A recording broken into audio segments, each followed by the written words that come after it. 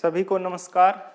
पाठ 4 भारत के विदेश संबंध में आज हम चर्चा करेंगे भारत की परमाणु नीति के ऊपर कि भारत की परमाणु नीति की शुरुआत कहाँ से हुई और भारत की प्रारंभिक परमाणु नीति के उद्देश्य क्या थे, कैसे हमने अपनी नीति में बदलाव किए, इस बदलाव के क्या कारण थे, उस पर हम विस्तार से चर्चा करेंगे। तो सबसे पहले हम बात करते हैं कि भारत की परमाणु नीति पर और इसके बैकग्राउंड पर हम बात करें तो भारत ने हमेशा ही जो है विश्व शांति का समर्थन किया है और आज़ादी के बाद से ही हम परमाणु कार्यक्रम की शुरुआत हमने की थी और उनका नेतृत्व किया था होमी जहांगीर भाभा के द्वारा। और भारत में जो है परमाणु नीति की जो शुरुआत हुई थी तो उस समय हम जो है परमाणु के सैन्य प्रयोग के पक्ष में नहीं थे। हमारा उस समय उद्देश्य युद्धों में उसका प्रयोग करना नहीं बल्कि देश का जो है उद्योगों का विकास और विद्युत का विकास करना था और ऐसे कार्यक्रम तक ही सीमित रखा गया था। लेकिन दूसरे विश्व युद्ध के बाद अमेरिका, ब्रिटेन, रूस, फ्रांस और 1964 में चीन के द्वारा परमाणु परीक्षण करने के बाद भारत ने भी परमाणु नीति में बदलाव करने पड़े।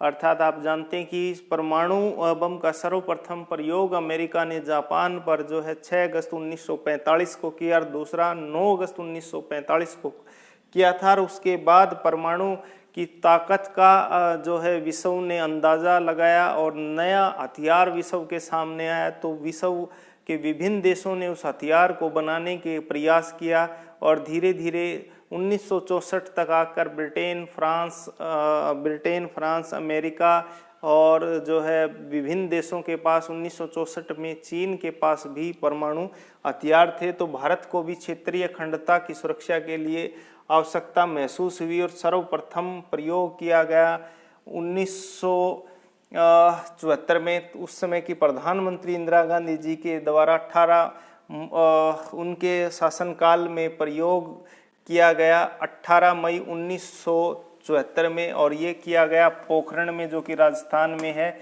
और हमने 2 बार परमाणु परीक्षण किए हैं और दोनों बार पोखरण राजस्थान में किए हैं। तो संयुक्त राष्ट्र संघ के स्थायी सदस्य जो कि अमेरिका, ब्रिटेन, फ्रांस, रूस, चीन ने विश्व के देशों पर जो है NPT अर्थात परमाणु अप्रसार संधि को सौंपना चाहा जो कि 1968 की थी। इसके अनुसार इस संधि के अनुसार 1964 अर्थात जो चीन के पास परमाणु हथियारों की क्षमता थी तो उन्हीं को ही परमाणु हथियार रखने की जो है छूट थी या आज़ादी थी। तो भारत ने इसका विरोध किया कि ये पक्षपातपूर्ण संधि है, इसलिए भारत ने इस पर हस्ताक्षर नहीं किए। बाद में भारत ने 11 और 13 मई को 1998 को उस समय प्रधानमंत्री अटल बिहारी वाजपेयी थे, उन्होंने 5 परमाणु परीक्षण जो है पोखरण राजस्थान में किए और इसके साथ 5 परमाणु परीक्षण करते ही हमारा देश विश्व के सबसे परमाणु शक्तिशाली देशों में शामिल हो गया था। तो उस समय जो परमाणु कार्यक्रम हमने चलाए थे दूसरा 1998 के समय तो वो भूतपूर्व राष्ट्रपति APJ अब्दुल कलाम उस समय DRDO के प्रमुख थे और 11 और 13 मई को 1998 को हमने जो है 5 परमाणु परीक्षण करके हमने अपनी जो है विश्व पटल पर अपनी उपस्थिति दर्ज की थी। और अब बात करते हैं हम हमारी परमाणु नीति के बदलाव की कि कैसे हमने हमारी जो नीति था उसका बदलाव करना पड़ा, कारण क्या थे। तो पहला है कि आत्मनिर्भर बनाना कि जिस देश में विकास की तेजी के लिए हमने परमाणु कार्यक्रमों में बदलाव की ज़रूरत थी।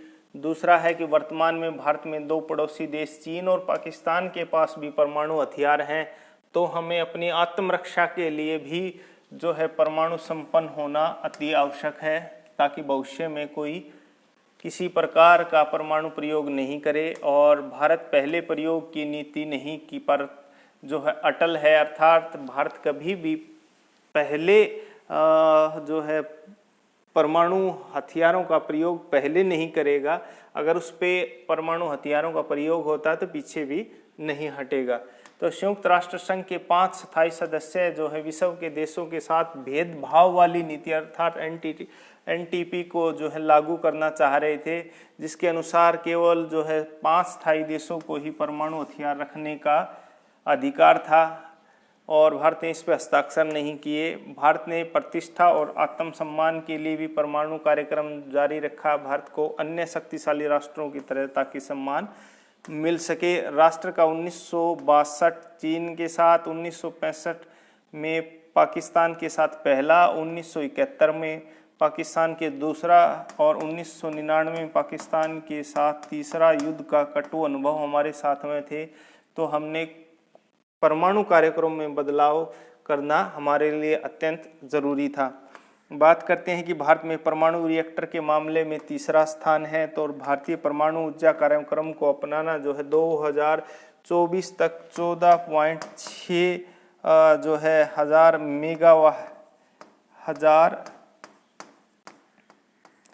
मेगावाट जो है बिजली